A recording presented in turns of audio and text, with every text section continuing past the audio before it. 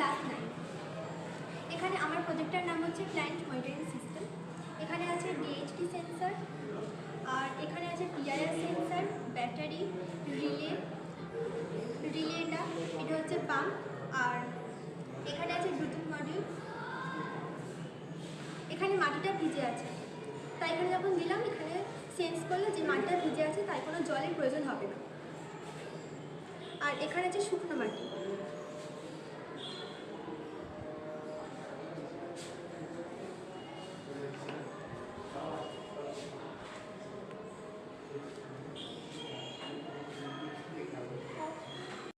Display থেকে দেখতে পাচ্ছি যে এখানে যখন হচ্ছে ভিজে মাটি থাকবে তখন এটা সেন্স করবে যেখানে কোনো জলের প্রয়োজন হবে না, আর যখন যখন শুকনো মাটি তখন আমরা দেখতে পাবো যে এখানে জলের প্রয়োজন হবে, তাকে সেন্স করবে।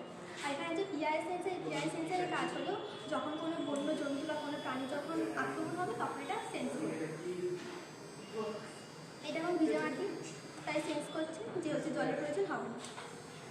আর এটা ভিজে মাটি, আর এটা হচ্ছে শুকনো মাটি, এখানে সেন্স করছে যে এখানে জলের প্রয়োজন হচ্ছে, সেই জন্য